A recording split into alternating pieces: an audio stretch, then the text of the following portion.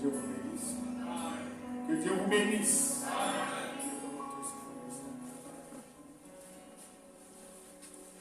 Nous allons prendre nos Bibles.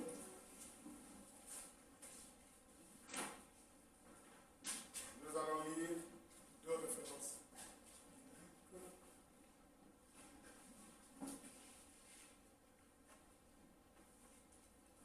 Laissez-moi regarder maintenant.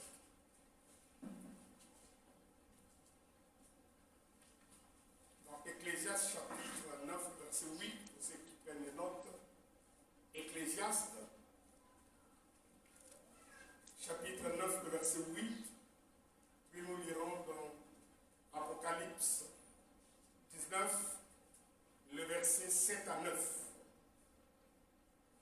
Nous lisons dans le nom du Seigneur Jésus-Christ.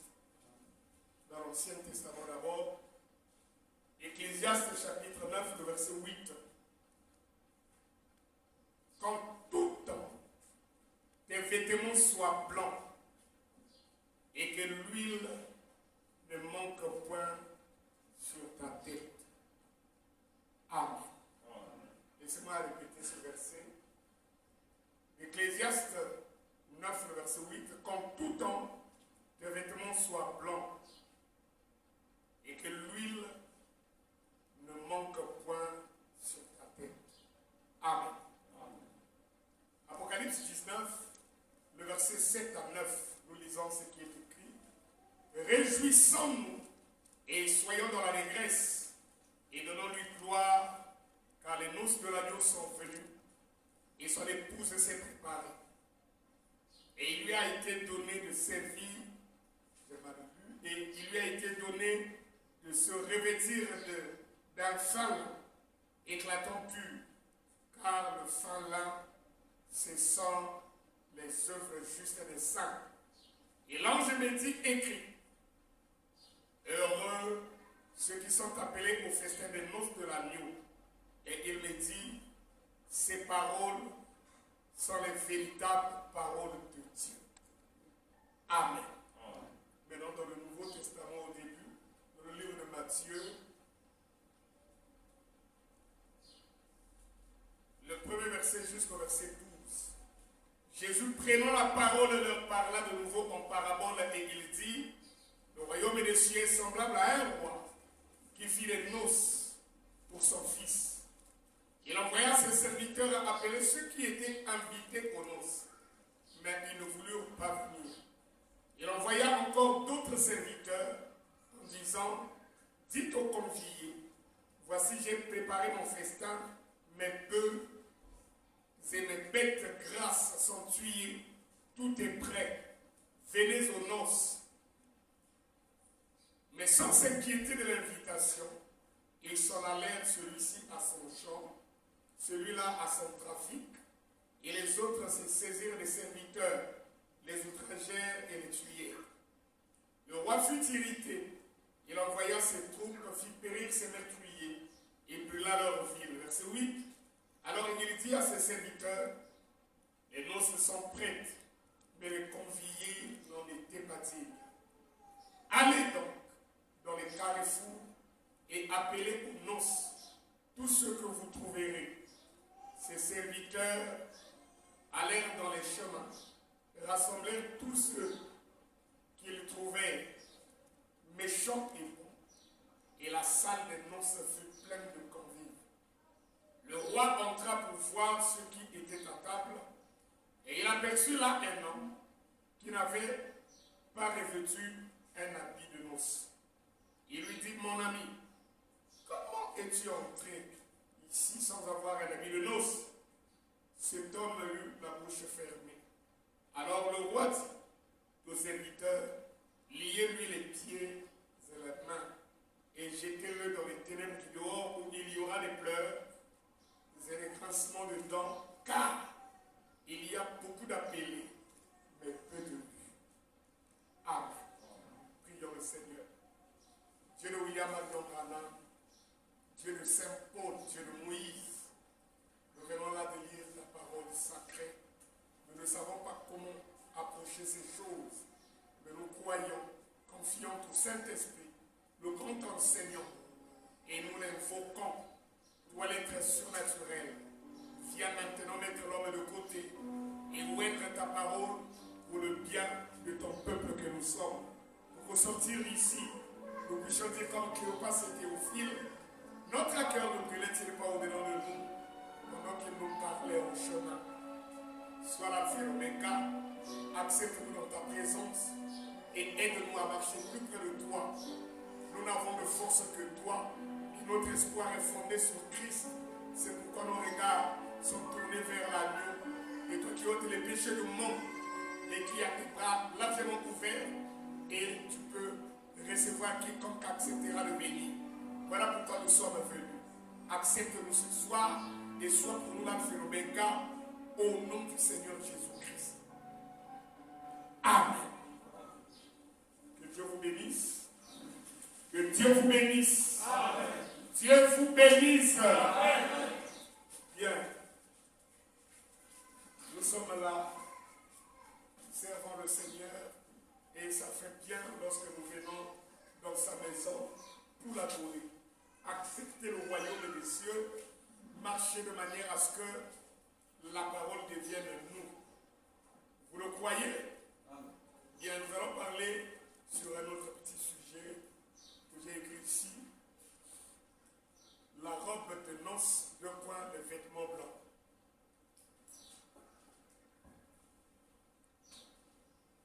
La robe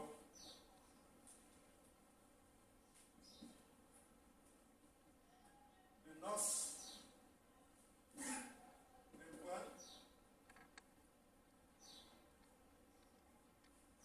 vêtements blancs. Ça, c'est notre petit sujet. La robe de noces, les vêtements blancs. Rappelez-moi, nous avons lu dans Ecclésiaste, n'est-ce pas? Chapitre 9, le verset 8. Puis nous avons pris Apocalypse, chapitre 19, les versets 7 à 9. Et enfin Matthieu,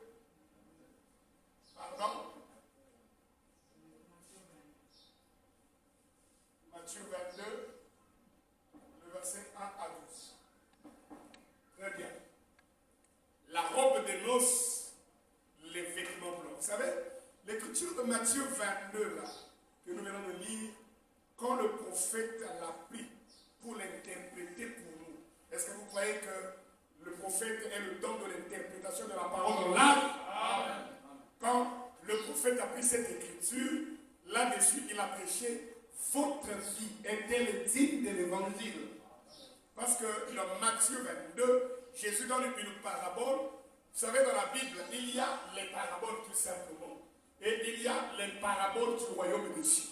Je crois que pendant le confinement, nous avons étudié les 7 paraboles de Matthieu 13. Est-ce que c'est vrai? Amen. Ce sont les paraboles du royaume des cieux. Mais si vous lisez ici, vous allez voir, la mention là ne ressort pas. Matthieu, chapitre 12, Matthieu 22, le verset 1, il dit ceci. Laissez-moi prendre ça. Si vous voulez bien afficher ça, ça sera bien pour qu'un frère et une sœur suivent. Très bien, il dit, Jésus prenant la parole et leur parla de nouveau en parabole et dit, le royaume des cieux est semblable à un roi qui fit des noces. Et chaque fois que c'est une parabole qui se rapporte au royaume, cette phrase-là revient toujours au début. Et vous pouvez lire d'autres. Il va dire, Jésus leur parla en parabole et dit. Vous êtes avec moi? Parce que le mot royaume des cieux n'apparaît pas. Et quand Frère Branham prend Matthieu 22, il prêche, votre vie est-elle digne de l'évangile? Église, vous êtes avec moi? Amen. Il attira l'attention de l'église pour montrer que ici c'est le maître lui-même. Et le maître qu'il est question ici. Le royaume des cieux est semblable à un roi. Le roi qu'il est question ici, c'est le Seigneur Jésus-Christ. C'est Dieu le Père qui fit un festin et pour son fils Jésus-Christ, il invita les conviés. Et les premiers conviés en entrée, c'était les enfants d'Israël. Et remarquez, quand il les appelle à venir aux noces, ils ont donné aux serviteurs qui étaient partis les fois pour leur dire, le roi nous appelle, il a dit que tout est déjà fait prêt, il a tué le veau et tout ça. Tout est prêt. Venez pour que les noces commencent. Remarquez, chacun d'eux avait une raison valable à donner. Mais toutes ces raisons qu'il lui donnait, frère Madame dira, ce n'étaient que des bonnes excuses. Celui-ci a dit, mais attends, c'est l'heure, mais je ne peux pas, je viens d'acheter un champ, je dois le cultiver. Vous êtes là? Pourtant, c'était une véritable raison. L'autre a dit, mais je viens d'acheter une paire de bœufs, je dois d'abord les essayer. Un autre a dit, non, mais moi je venais à peine de me marier, je dois rester avec ma femme. Toutes ces raisons-là étaient valables sur le plan humain. Mais devant Dieu, vos raisons doivent s'incliner. Ce sont des belles excuses. Et là-dessus, frère Branham dit, votre vie est-elle digne de l'évangile? Lorsque vous déclinez l'invitation du roi pour aller vaquer à vos occupations, votre vie n'est pas digne de l'évangile. Je n'ai pas écouté un amen. Et aujourd'hui, dans les derniers jours, les gens se comportent de la même manière. Ils fabriquent ces beignets là-bas. Quand l'heure de l'église arrive, il est incapable de fermer son entreprise et d'aller répondre à l'invitation du roi. Même les musulmans nous dépassent en ça. Un véritable musulman converti à l'islam, même si le client arrive comment? Quand l'heure de prier, parce que les musulmans prient 5 fois le jour, est-ce que c'est vrai? Ça, c'est les petites notions qui nous sont restées quand on a fait la 5e. On a étudié l'islam. Est-ce que c'est vrai? Il prie 5 fois. Quand l'heure de la prière sonne, le wara, le westaf, le musulman va vous mettre dehors de son magasin. Mes clients, je vais acheter un petit costume. Il dit, camarade, moi, il faut prier d'abord. Donc, je vais aller pour moi regarder ailleurs. Va-t'en. Ils sont fous. Ils croient que son petit Dieu là va lui envoyer d'autres clients.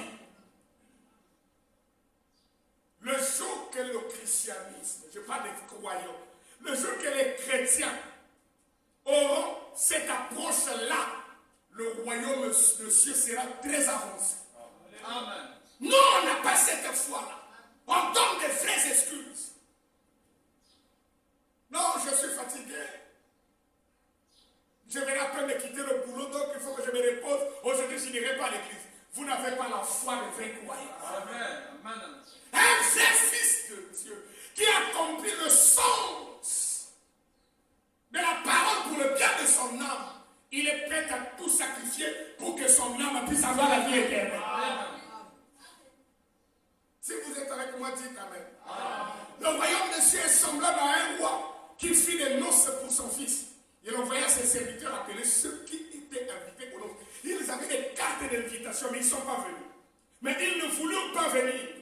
Il envoya encore d'autres serviteurs en disant, dites aux conviés, à ceux à qui on a donné les cartes, voici, j'ai préparé mon festin, mes bœufs, mes bêtes grasses sont tuées, tout est prêt, venez aux noces, mais sans s'inquiéter de l'invitation. J'aime quand Jésus a dit ça. Sans s'inquiéter de l'invitation. Ils ont fait fi à l'invitation de Dieu pour faire valoir leur programme, leurs arrangements humains, leur rendez-vous d'affaires. Et ils ont négligé l'invitation de Dieu. Après, ce sont les mêmes personnes qui disent, mais pasteur, ma vie ne marche pas, parce que j'ai besoin du Saint-Esprit. Comment auriez-vous le Saint-Esprit si vous ne vous souciez pas de votre propre âme? Allez-y lire dans la marche de la lettre de 54.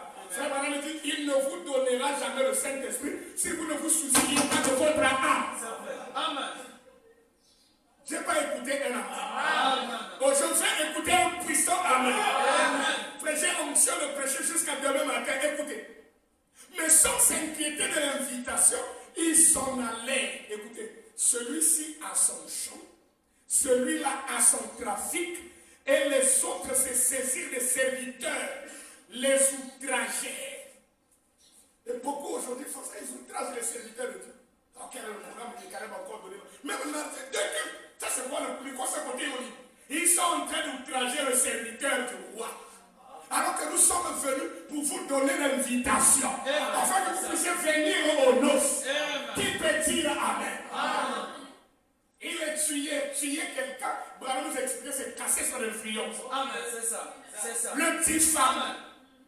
Diffamer, ça veut dire, vous dites des choses qui sont vraies, mais dans l'intention de le dénigrer. Je n'ai pas écouté Amen. Amen. Voyez-vous?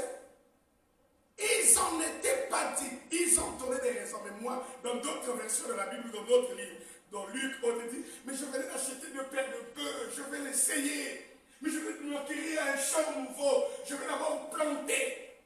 Mais il avait l'invitation. C'est ce qu'Israël a fait. Et c'est à cause de ça que le maître a abandonné Israël. Et il s'est tourné du côté des nations. Il a envoyé d'autres serviteurs. Paul, Irénée, Martin, Colombo, Martin Luther, John Wesley, William Branham, pour aller partout. Aller même prendre ceux qui n'avaient pas d'invitation.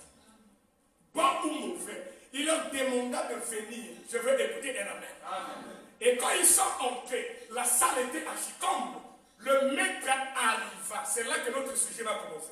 Et quand il arriva, il voulait d'abord inspecter comment les invités étaient assis. C'est alors qu'il va découvrir que dans tous ceux qui étaient assis, il y avait un citoyen. Il y avait un monsieur qui, lui, était dans la salle, mais il n'avait pas de robe de noces. Je veux écouter. Amen. Et Jésus l'appela mon ami. Si c'est vrai, dit Amen. Frère Madame dit, en d'autres termes, ce monsieur-là était un membre de l'église. Voilà pourquoi Jésus l'appela mon ami. Parce qu'il était un membre d'église. Donc si tu es un membre d'église, tu es l'ami de Jésus. Comme il appelle mon ami. Or, dans les noces, nous, on a besoin de l'épouse de Jésus. Je veux écouter un amen. Il n'avait pas de vêtements blancs. Il n'avait pas d'habit de noces. Qu'est-ce qui lui est arrivé? On l'a pris, on l'a lié les pieds et les mains, on l'a jeté dans les ténèbres du dehors. Là où il y a des pleurs et des grincements dedans. Si tu es là, dis Amen. C'est-à-dire qu'il manque l'enlèvement. Il va passer par la période de la tribulation.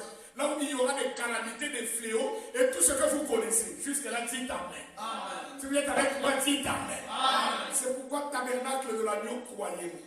Ne mettez pas votre programme au devant. Ne le considérez pas plus que le programme de Dieu. Ne donnez pas ces belles excuses-là. Pourquoi tu n'es pas venu à l'église? Non, vraiment, à la dernière minute, la tante était venue me voir à la maison, donc je ne pouvais pas venir. Moi, quand ma tante vient me voir à la maison, à l'heure de l'église, je la prends avec moi, on va à l'église. Si elle ne peut pas venir, qu'elle dégage, moi je vais à l'église. Amen, c'est ça. Rien ne peut me faire changer ça. Amen. Peut-être que ça va vous paraître désagréable. Comme il dit qu'à matin de dégager, non. C'est-à-dire, montre à la tante que tu es venu au mauvais moment. À cette heure-ci, je vais à l'église. Si tu n'es pas pressé, alors écoutez Dieu et puis à la fin on cause. Ou alors, fixons-nous tel jour. Amen. C'est ça. Il nous faut des croyants solides. Amen. Des gens qui savent garder position. Écoutez, nous voulons parler sur la robe de noces. C'est pourquoi je vous recommanderai d'aller lire ce sermon. Je crois que c'est prêché en 63. Votre vie est-elle digne de l'évangile? Vous déclinez l'invitation du roi pour honorer vos programmes humains. C'est pourquoi c'est une vie qui n'est pas digne de l'évangile. Est-ce que je peux parler? Amen. Est-ce que vous êtes avec moi? Amen. Écoutez. Nous venons de lire ici, dans Ecclésiaste. Ecclésiaste, le chapitre 9, 16.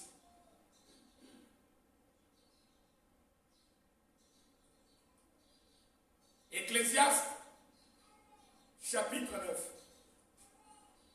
Je vais attirer votre attention et vous allez la prier. Quand tous tes vêtements soient blancs. Quand tout tes vêtements soient comment? Comment vais-je garder tout le temps mes vêtements? Que ça ne se salisse pas. Quand tout tes vêtements soient blancs et que l'huile ne manque point sur ta tête. L'huile représente l'esprit. Si c'est la vérité, dites Amen. Gardez vos vêtements. Les vêtements blancs, quand tout Seigneur, comment vais-je faire pour que tout le temps mes vêtements soient blancs, que mes vêtements soient gardés blancs, d'une blancheur éclatante? Comment devrais-je faire? Écoutez, dans la Bible, dans l'Ancien comme dans le Nouveau Testament, vous verrez qu'il est question de vêtements blancs. Si nous pouvons remonter l'histoire de la Bible, parce que nous avons lu à la fin et nous pouvons repartir là-bas. Lorsque nous avons lu au début, dans Matthieu, il est question d'un roi dans les paraboles du maître lui-même qui a fait un festin pour son fils et il a invité les gens. Ceux qui n'ont pas été dignes, ils ont été mis de côté. C'était le type d'Israël et il s'est tourné du côté des nations pour qu'il puisse choisir un peuple qui porta son nom. Mais pour accéder à la salle de noces, la condition, c'est avoir un vêtement de noces. Vous êtes là? Amen. Et ça représente quoi? Regardez. Essayons de vérifier dans la Bible.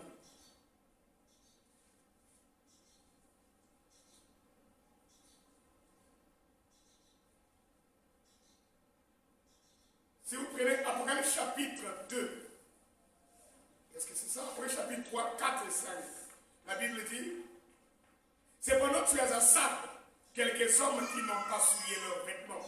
Ils marcheront avec moi en vêtements blancs parce qu'ils en sont dignes. Ils marcheront avec moi en vêtements blancs parce qu'ils en sont, parce qu'ils sont dignes.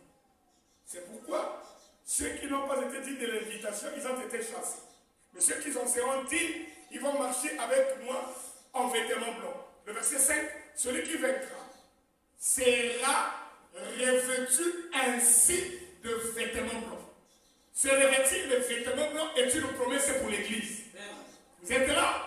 Mais Ecclésiaste dit qu'en tout temps, je dois veiller, garder mes vêtements comment?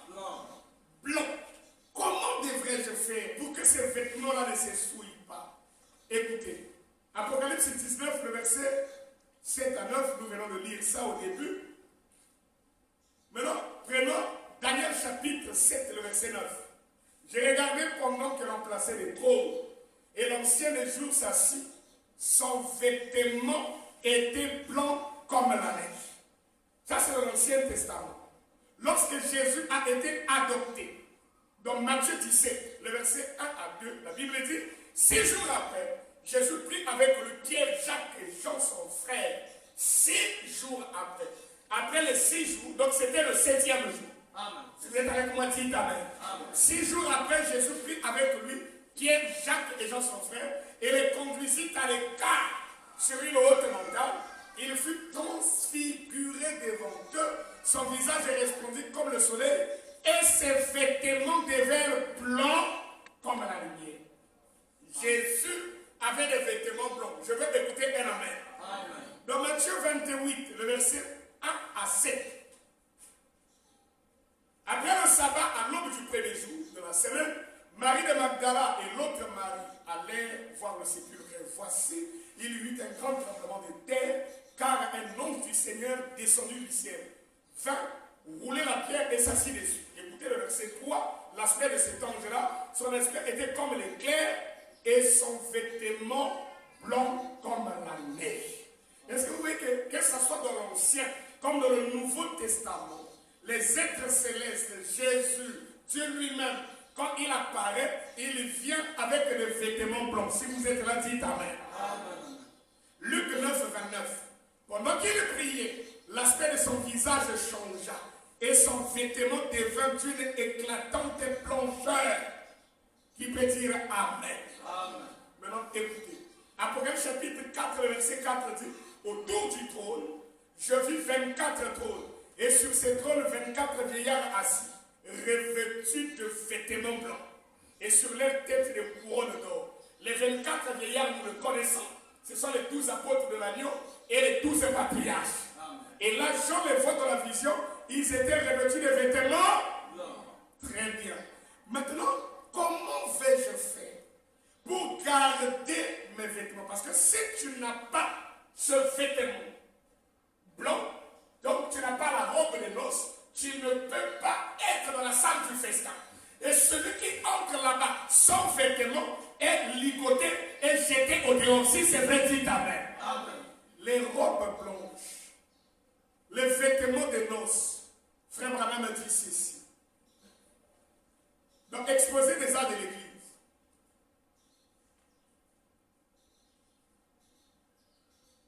Page 256, 264, ligne 3. Frère Branham interprète Apocalypse chapitre 3, le verset 5, qui dit « Celui qui vaincra sera revêtu ainsi de vêtements blancs. Je n'effacerai point son nom du livre de vie, et je confesserai son nom devant mon Père et devant ses saints anges.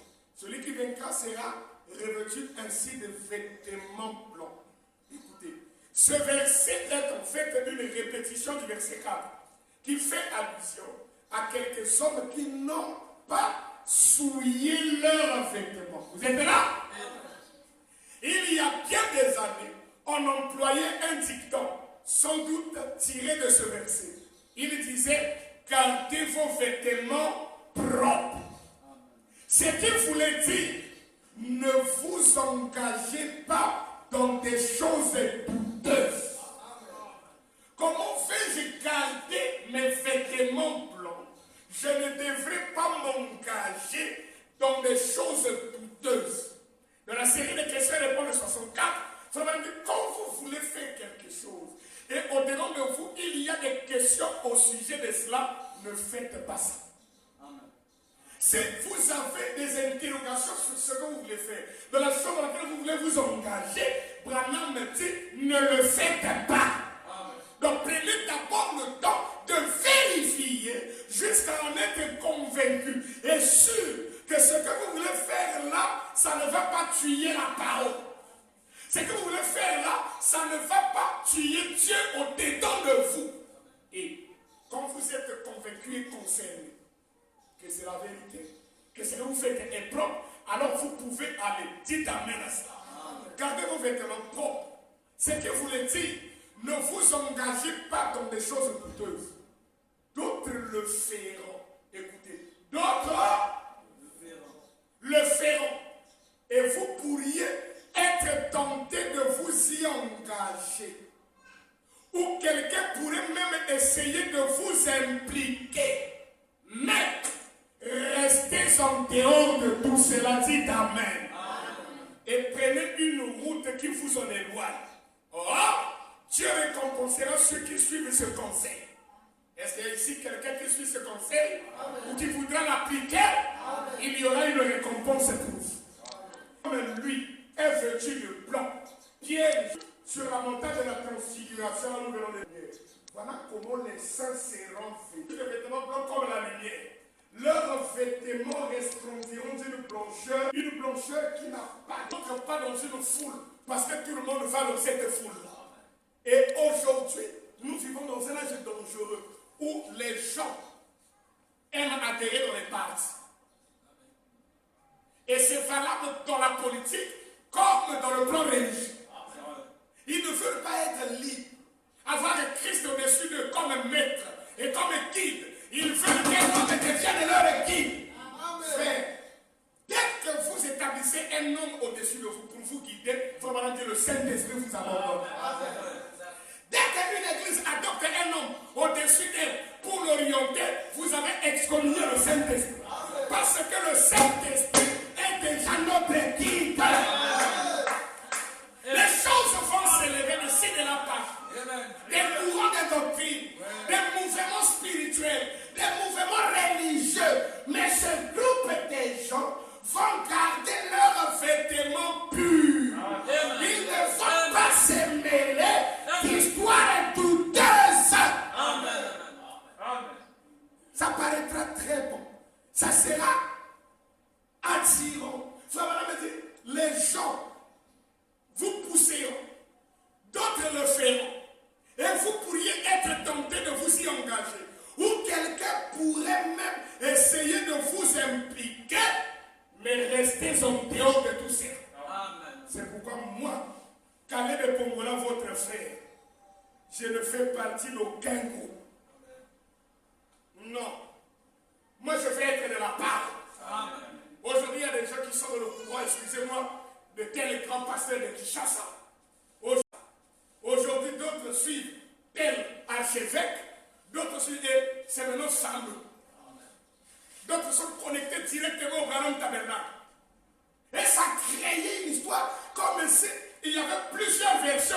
message. Frère, écoutez, je ne sais pas combien de jours il me reste à vivre, le message est un. Et si vous demeurez dans le message vous éclairera.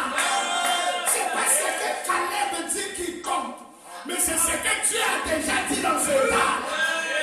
Frère Branham nous a dit, si vous êtes un chrétien, vous aimerez aller à l'église. Remarquez les chrétiens d'aujourd'hui. Ils ne veulent plus aller à l'église. Ils disent que non, on a trouvé un meilleur système. On va rester chez nous à la maison. Et on va écouter la bombe.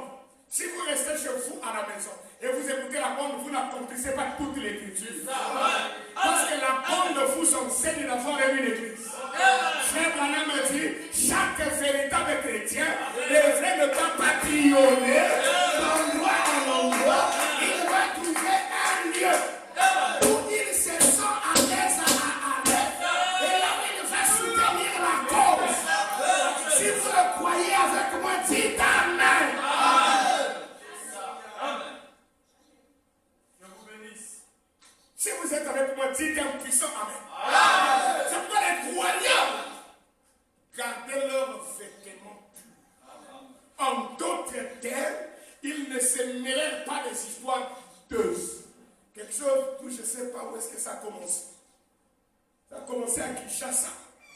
Et les Congolais de Brazza ont importé ça. Et ils suivent ça. Si c'est le message est universel. Le message, ce n'est pas le domaine d'un individu. Et je n'ai besoin de personne pour me confirmer ce que le prophète a déjà dit. Pour écouter une bombe, il faut que frère Joseph Branham l'indique. Non. C'est écrit où? Vous dites, oh, Caleb, tu ne crois pas frère Joseph, je crois frère Joseph Branham. Comme fils de Dieu, prophète, comme Branham l'a dit. Dites Amen. Est-ce que vous savez que c'est Joseph qui donnait la nourriture en Égypte? C'est la vérité. La nourriture qu'on a gardée pendant les 7 années d'abondance, pendant les 7 années de sécheresse, Joseph avait les clés des entrepôts, il nous ouvrait et il donnait. Est-ce que c'est la vérité? Et aujourd'hui c'est la même chose. La nourriture a été emmagasinée lorsque William Branham prêchait. Et nous avons enregistré de la nourriture spirituelle au temps convenable. Depuis 1947 jusqu'au décembre 1965. Et Joseph Branham a pris la charge de la voix de Dieu en 81. Qu'est-ce qu'il fait? Il distribue la nourriture spirituelle. Okay. Maintenant, si Joseph ouvre les entrepôts de l'Égypte, il me donne le blé, la farine. Est-ce qu'il viendra aussi surveiller ce que je fais avec la farine? Si moi je prends la farine, je fais les beignets. L'autre prend la farine, il fait les boules d'ambiance. Est-ce qu'il ne va pas manger? Si l'autre prend, il fait les gratagnas. Est-ce qu'il ne va pas manger? Si un autre prend, il fait les pains. Il ne va pas manger. Si un autre prend, il fait le pain au raisin ou le croissant. Le ministère de Joseph, ce n'était pas de contrôler qu'est-ce qu'il devait faire avec la farine. Son ministère consiste à distribuer. Si c'est vrai, dit Amen. Et comme le type ne monte pas, Joseph est en train de nous distribuer le message. Et Caleb Pongola peut lire ou écouter n'importe quelle forme. Comme l'esprit me compte. Je veux écouter un Amen. Le fleuve, c'est Dieu qui l'a créé et il l'a rempli de toutes sortes de poissons. Le jour que toi tu veux manger Mbessé, dis Amen. Qui a créé le Moseka? C'est pas Dieu. Et qui a créé le Mbessé? C'est pas toujours Dieu. Oh non, aujourd'hui tout le monde doit manger la carpe, c'est pas écrit. Si toi tu veux manger la carpe aujourd'hui, moi je mange le poulet, c'est tout ce qui a créé le poulet. Si les règles comprennent ça, dis Amen. Non, pas dans les histoires douteuses. Qu'en tout temps, tes vêtements soient blancs et que l'huile ne cesse pas de oindre ta tête. C'est-à-dire, veille de manière à ce que tu puisses par ta vie de tous les jours attirer la faveur de Dieu. Ne te compromets pas dans les histoires douteuses, dans les choses qui vont salir ta robe de noces. Parce que je crois de tout mon cœur que Jésus reviendra. Amen. Pour cette robe de noces. Amen. Et ce n'est pas Jésus qui vous l'a donné. Non, parce que la Bible dit l'épouse est elle-même préparée. C'est par la parole que vous écoutez que vous recevez la robe. Comme le fils de Chicago, ce riche de Chicago, il est allé en ville, il a vu des filles modernes. Il ne pouvait pas choisir, parce qu'ils avaient des visages fardés, elles étaient insolentes, irrespectueuses et tout. Qu'est-ce qu'il a fait? Alors il a quitté la ville, il est allé dans la ranch de son père, dans un village reculé. Et quand il est arrivé là-bas, il a été reçu par les filles du maître de cette ranch. Et il y avait 6 filles là-bas, belles, jolies, modernes. Et à cause de la venue du fils du propriétaire de la ranch, on a organisé un festin. Vous êtes avec moi? Amen. Et pendant que ça festoyait et tout, lui, il était venu dans un but. Il était en train d'examiner, d'étudier les caractères. Et un jour, il est sorti vers le soir, fatigué du bruit de la fête et tout. Pendant qu'il part, il va rencontrer une jeune fille, à l'âge de se marier, et qui avait des habits tachetés, à force de travailler, et qui partait pour jeter les eaux usées. Il a éclaboussé la voix, éclairci la voix. La fille s'est détournée avec un peu les allures gênées. Comme les saintes filles qui craignent Dieu. Pas celles qui te croisent le regard. Tu la regardes, elle te ouvre encore les yeux pour bien te voir. Elle avait un peu l'attitude timide. Bonsoir, bonsoir. Mais qu'est-ce que toi tu fais ici? Les autres sont à la fête. Non, non, non, moi j'ai pas le temps d'aller à la fête. Je suis en train de faire la vaisselle. Je venais de finir la lessive. Elle avait du caractère, dit amen. Amen. Le monsieur l'a observé. Il dit, tu sais, mais les filles qui sont là, mais ça c'est les filles de mon oncle, le propriétaire ou le chef de la ranch. Moi je suis leur cousine. Mais pourquoi tu ne vas pas à la fête? Moi je ne supporte pas les fêtes. J'aime pas là où il y a trop de gens et puis bruit. Moi j'aime me retirer et méditer la parole. Amen. Avec ma brochure, où je mets la bombe, je suis en train d'écouter la voix du 7e ange. Le monsieur là lui a dit, c'est cette qualité de fille que moi j'aime. Je m'en vais. Je reviendrai à telle date. Et je viendrai te pousser. Et remarquez, ça s'est fait dans le secret. Pendant que les autres filles étaient dans la fête. Le fils. Les filles là étaient en train de se moquer d'elle. Toi tu crois que le prince de Chicago viendrait ici pour toi? Elle nous a pas vu. Nous les belles filles. Regarde ce que moi j'ai. Toi tu y as quoi même? Ce petit prince de Chicago ne regardait pas à la morphologie extérieure. Il était en train de regarder au caractère qui est logé à l'intérieur. Ainsi, Christ ne vient pas à cause de la forme de votre bâtiment. Amen. Il ne viendra pas à cause de la liturgie. Il ne viendra pas à cause des chorales qui chantent avec des voix de rossignol. Mais Christ vient chercher le caractère. De la même manière que Élisée chercha le caractère, Christ aujourd'hui est en train de chercher le caractère. Je veux écouter un amen. Un puissant amen. C'est pourquoi l'Apocalypse, il est dit, l'épouse s'est elle-même préparée. Comment? En écoutant la parole, en recevant la parole, en s'alignant derrière la parole, en gardant le principe de la parole, elle est en train de se purifier. Elle garde sa robe de noces impure. Et cette robe de noces est confectionnée par le Saint-Esprit chaque fois que vous venez écouter la parole de Dieu. Il y aura des gens à la venue du Seigneur qui auront des robes inachevées, qui auront des habits de noces inachevés. Parfois ici, il faut qu'on m'a collé parce qu'il était grand maître de fil d'église. Frère Branham me dit, comment vais-je rendre mon vêtement blanc? Il dit par la repentance et le sang de l'agneau. Exposé les secrets de l'église, chapitre 7.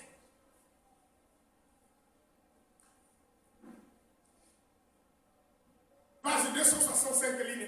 Vous savez que nous vivons au temps de la fin. Si c'est vrai, dites amen. Que nous vivons au temps de la fin. Si c'est vrai, dites amen. C'est dans cet âge que les églises vont se réunir. Et de même qu'elles sont actuellement au levier de commande de la politique mondiale, elles auront bientôt en main les finances du monde. Très bien mis.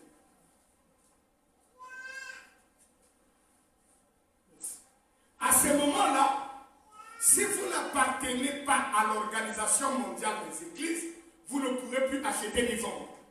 Vous perdrez tout. Ceux qui restent fidèles à Dieu, écoutez, et qui se gardent de souiller leurs vêtements au contact du système mondial des églises, seront dépossédés de leurs biens. Ils seront fortement tentés de céder. Des prédicateurs cédéants. Avec l'excuse de servir Dieu à l'intérieur de la structure du système antichrist de la main. Ils se laisseront flatter et amadouer par la hiérarchie. Et les gens suivront ces faux bergers jusqu'à l'abattoir. Mais au jugement, ils seront tous trouvés nus. Vous êtes là? Amen. Ils ne recevront pas ces vêtements blancs et ils ne marcheront pas avec eux. Vous ne pouvez pas marcher dans la main avec le diable, dans les vêtements souillés du monde et compter ensuite être ensuite avec Dieu. Vous ne pouvez pas marcher la main dans la main avec le diable et en même temps avec Dieu. Vous pouvez faire votre choix dès ce soir de venir à Jésus-Christ. Vous aurez une robe, un vêtement blanc. Je veux écouter un amen.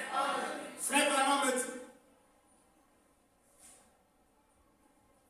il est temps de vous réveiller et d'entendre la voix de Dieu qui crie. Sortez du milieu des, entre parenthèses, des religions organisées. Mon peuple, afin que vous ne participiez point à ces péchés et que vous n'ayez point de part à ces fléaux. Amen. C'est Dieu qui parle. Fouillez les religions de ce monde comme la peste.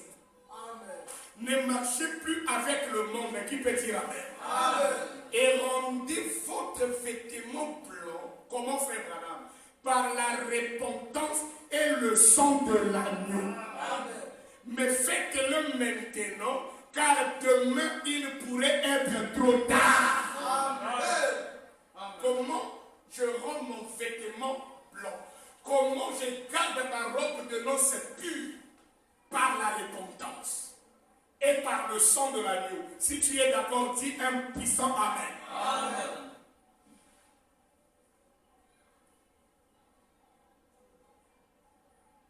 Écoutez.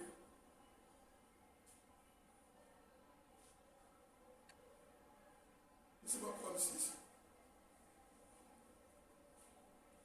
Très bien. Ça y est là. Toujours dans Exposé des arts de l'Église. Page 352, j'aime ça. Ligne 3. Et ouvre les yeux d'un collier afin que tu vois. Il ne dit pas que vous devez acheter ce collier. Oh non, le Saint-Esprit n'a pas de prix. Amen.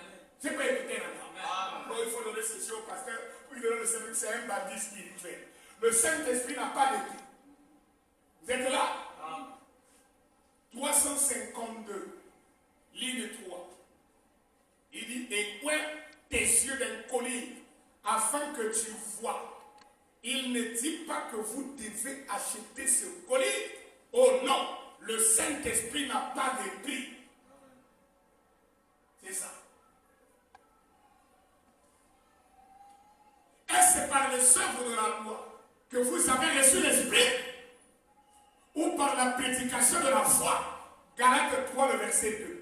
Écoutez, sans le baptême du Saint-Esprit, vous ne pourrez jamais avoir les yeux ouverts à une véritable révélation spirituelle de la part. Amen. Un homme sans l'Esprit est aveugle à Dieu et à sa vérité. Amen. Qui peut dire amen? Amen. Je veux écouter un amen. Amen. Sans le Saint-Esprit, vous êtes aveugle. Maintenant, frère, madame, dit, exposé de 7 Église, chapitre 7. Page 262, ligne 2. Il commence à interpréter ça. Apocalypse 3, le verset 4. Toutefois, tu as quelques noms à Sardes qui n'ont pas souillé leurs vêtements. Ils n'ont pas souillé leurs vêtements. Toutefois, tu as quelques noms à Sardes qui n'ont pas souillé leurs vêtements. Et ils marcheront avec moi en vêtements blancs, car ils en sont dignes. Ça, c'est la version d'Arme.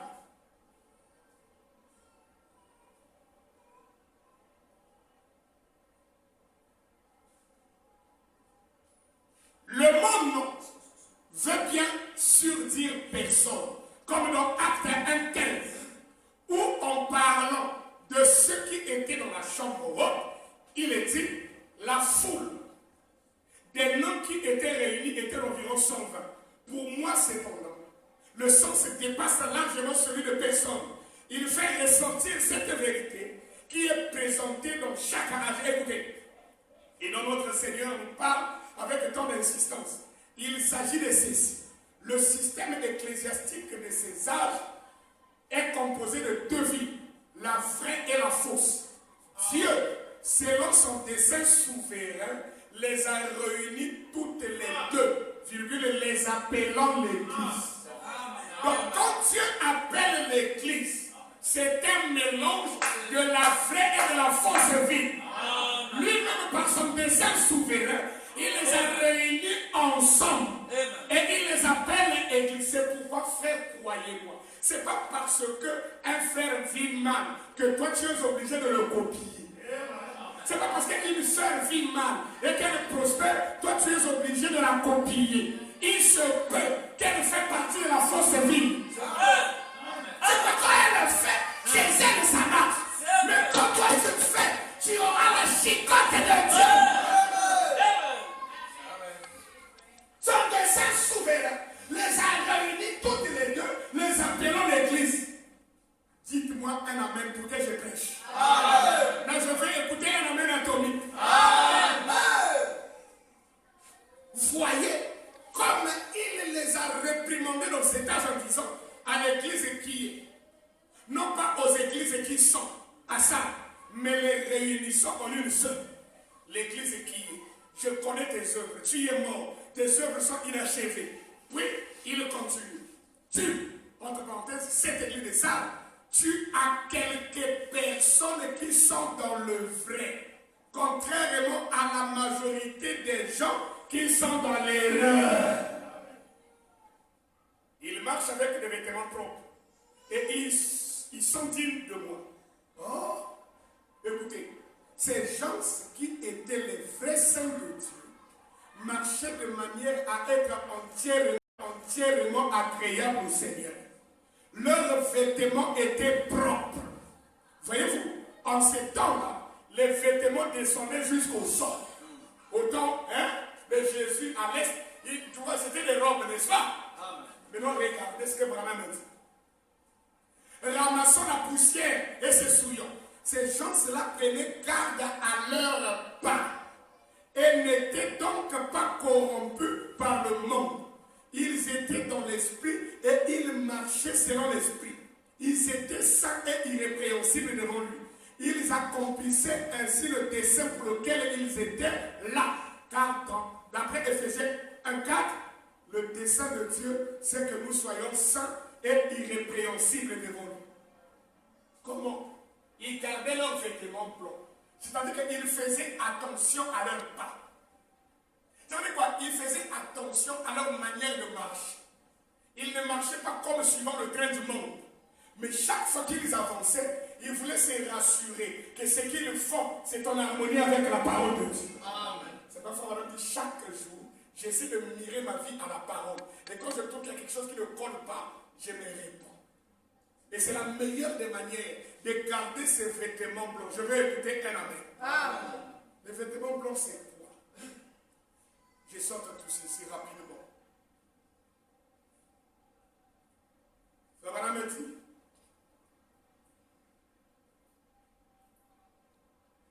Il dit, vous recevez vos vêtements blancs ici, étant ici sur terre. Ça dans le 5e saut. Vous pouvez lire ça, mais je ne vais pas lire. Vous recevez vos vêtements blancs ici sur terre. 5e saut, paragraphe 228. Vous pouvez trouver ça là-bas. Le 22 mars 1963. On reçoit les vêtements blancs ici, sur terre. Mais les Juifs vont le recevoir après la seconde résurrection. Ça, c'est les 144 000. Maintenant, écoutez. Dans le 5e saut, paragraphe 462, il dit une robe blanche vous attend. Vous êtes avec moi? Et là, quand il fait allusion à la théophanie, à ce corps céleste dans lequel nous serons au ciel, il dit une robe blanche vous attend. Parce que quand on parle de vêtements blancs, quelqu'un est en train d'imaginer une robe, comme on dit robe. Vêtements blancs, c'est un corps. C'est une théophanie. Vous êtes avec moi? C'est juste une expression qui signifie dans le spirituel une théophanie. Frère Branham a dit dans sa prière, laissez-moi voir le titre, il y a plusieurs paragraphes, je vais prendre un extrait. Ok, dans le 5e psaume, 22 mars 1963, écoutez comment il prie.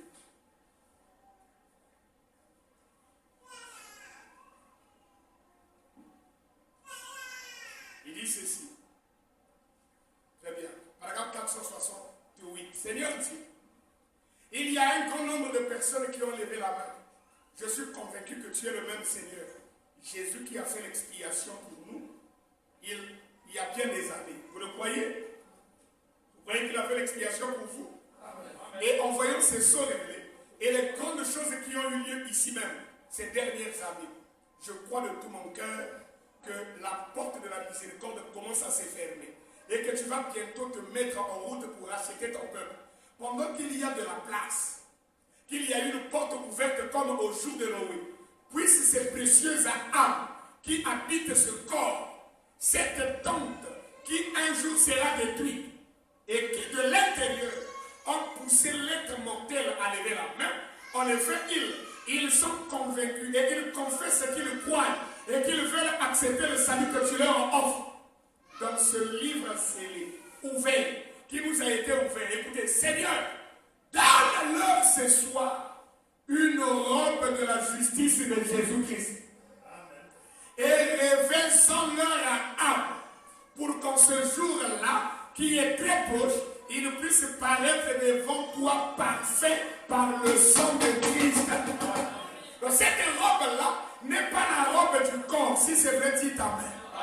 Mais c'est la robe de l'âme. Est-ce que c'est la vérité? Amen. Oui, monsieur, dans le 4e psaume, 21 mars 63, paragraphe 392, frère Madame dit, puisse-t-il se repentir en ce moment, venir rapidement vers toi et être rempli de l'huile et du vin, et que leur robe dénominationnelle, la robe de la mort de Caïn, se transforme en robe blanche comme neige, la robe de la vie éternelle. Amen. Que l'époux leur remettra. Et un jour, ils iront au souper de noces revêtus de la parole confirmée de la résurrection. Amen. Qu'est-ce que la robe? C'est la parole confirmée. Vous êtes avec moi? Accorde-le, Seigneur. Sonde les cœurs. Pendant que les gens s'attendent à toi par le nom de Jésus. Question et réponse du 3 janvier 54. Paragraphe 150. Il dit, je ne parle pas des robes qui couvrent leur corps. Je parle de la robe qui couvre l'âme. Amen. Paragraphe 150, écoutez. Le même diable, sous des formes religieuses, qui a persécuté le Christ, c'est le même diable qui est dans l'église aujourd'hui, qui porte des longues robes. Ils n'ont pas besoin de porter point. Je ne parle pas des robes qui couvrent leur corps. Je parle de la robe qui couvre l'âme. Question et réponse du 3 mars 5. Le 3 janvier 1964, le matin. Tu vois, la robe qui couvre l'âme. Et c'est de cette robe-là que nous parlons, la robe de noces, les vêtements blancs. Comment le garder pur? Par la repentance et par le sang de l'agneau. Comment le garder propre? C'est de ne pas se mêler dans des affaires douteuses. Ne mettez pas foi à n'importe quoi. Examinez tout et retenez ce qui est bon. C'est alors que vous serez épargnés. Frère Madame appelle ça la robe de l'immortalité. Le Fils de Dieu manifesté. Le 18, 5e mois 1960, paragraphe 182. Non, 192. Je prends juste un extrait. Pas vrai? Combien savent que c'est ce que dit l'Écriture? Qu'est-ce qu'il a fait? Il est revêtu de la robe de l'immortalité. Et il a dit, ses vêtements resplendissaient comme le soleil. Il avait revêtu Jésus de la robe de l'immortalité. Et c'est cette même robe que vous allez recevoir peu avant l'enlèvement. Cette robe de l'immortalité. Écoutez, c'est quoi cette robe? Comment vous allez recevoir cela? Frère Branham a dit, la robe, c'est le message, la parole promise pour l'âge dans lequel vous vivez. Quand vous recevez cette parole, le message de votre temps, vous recevez la robe. Écoutez, le Dieu de cet âge est mauvais. Paragraphe 161, prêché le matin du 1er août 1965. C'est la dernière citation. J'ai biffé les autres là. Dieu de cet âge mauvais. Ses longs cheveux, son vœu de Naziréa, indique qu'elle est liée à Dieu par un vœu. L'épouse, elle, est enveloppée de la magnifique robe de sa parole promise pour l'âge dans lequel elle vit. Vous avez écouté ça? Ses longs cheveux, son vœu de Naziréa, indique qu'elle est liée à Dieu par un vœu. Elle est enveloppée de la magnifique robe de sa parole promise pour l'âge dans lequel elle vit. Alors qu'il confirme lui-même ce qu'elle est par Hébreux 13, 8. Jésus-Christ est le même hier, aujourd'hui et éternellement. En effet, elle est une partie de l'époux parole, fidèle à lui en tout point. Qui peut dire Amen? Amen. Ça y est là, merci. On répète ça. Redescends un petit peu. Redescends. Sa longue chevelure, son vœu de Naziréa. Donc, quand vous avez la longue chevelure, ça c'est dans le naturel, ça représente le vœu de Naziréa. Et ainsi, le vœu de Naziréa, c'est être consacré. Si vous êtes consacré, quand Dieu vous voit, spirituellement, vous avez une longue chevelure. Parce que vous êtes l'épouse et lui est l'époux. Dites Amen. Amen. Montre qu'elle a fait un vœu à Dieu. Sa belle robe de la parole promise de l'âge dans lequel elle vit. L'enveloppe, ça c'est Shekinah, la confirme avec lui-même selon Hébreux 13, 8. Jésus-Christ le même hier, aujourd'hui et pour toujours. Comme elle est une partie de l'époux parole, lui étant fidèle en tout point. L'épouse est fidèle à Christ en tout point. Et c'est ainsi qu'elle reçoit la robe de noces. Et ce sont des vêtements blancs. Et ces vêtements-là sont d'une blancheur immaculée. Comment la garder dans un âge aussi mauvais que celui dans lequel nous vivons là au-dessus? Cette robe-là, comment faire? Comment continuer à marcher tout en gardant la robe pure? Et n'oubliez pas qu'une robe, si c'est pour l'épouse, dans les temps orientaux, ces robes-là couvraient toute la honte. Donc ça balayait le sol. Et donc ça pouvait ramasser toutes sortes de saletés. C'est que cette épouse, quand elle marche, elle tient sa robe. Et elle fait attention là où elle met le pied. Elle fait attention là où elle foule les pas.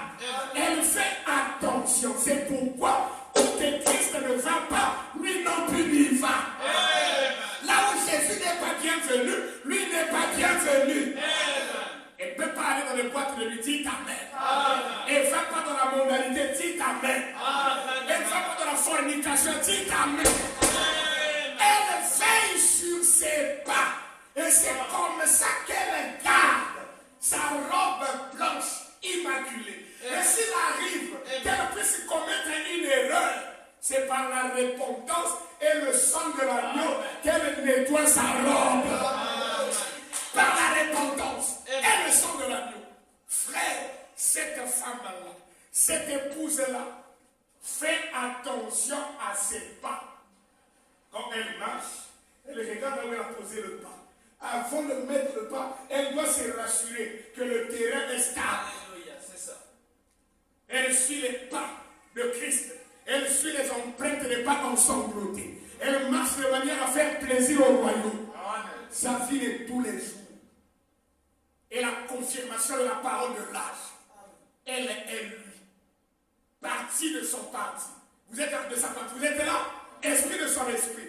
Os de ses os. Chair de sa chair. Parole de sa parole. Amen. Amen. Elle est revêtue de la robe de l'immortalité. La parole de l'âge.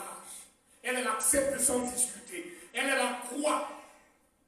Vous êtes là? Amen. Elle ne discute pas les ordres de Christ. Elle lui obéit. C'est pourquoi quand Christ dit à gauche, elle va à gauche.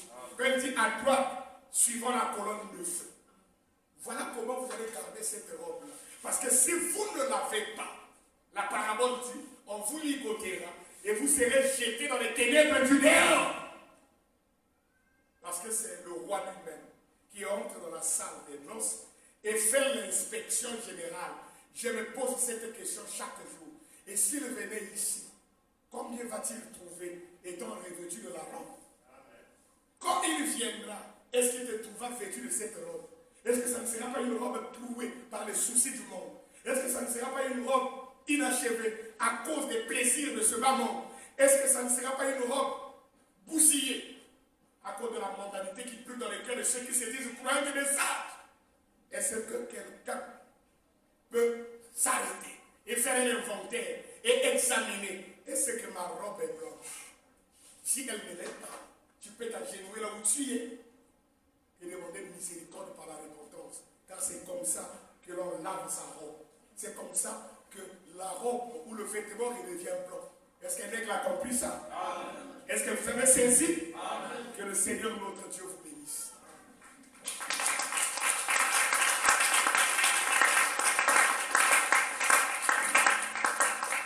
Tout ce qui peut souiller la robe avec nos yeux fermés. Tu peux corriger ça. Sors des affaires douteuses. Sors des aventures qui n'ont pas d'issue. Ton âme est tourmentée chaque jour. Et tu sais que tu es en erreur. Enfin, tu as donné tout ce temps. C'est pour que tu puisses redresser le tir. C'est pour que ta marche se rapproche de Dieu. C'est pour que tu le serves davantage. Arrête de vivre comme un délinquant spirituel. Arrête de vivre comme un païen. Arrête de te débrouiller toi-même alors qu'il a envoyé la parole pour t'aider. Arrête de chercher ton chemin soi-même alors que Jésus est déjà le chemin. Accepte la parole. Corrige par la repentance. Tu as décliné l'invitation du roi pour faire valoir tes programmes, tes affaires, ton programme humain au détriment de ton âme, alors que cette âme est éternelle, alors que cette âme est censée vivre pour l'éternité, étant revêtue de la robe de l'immortalité. Alléluia.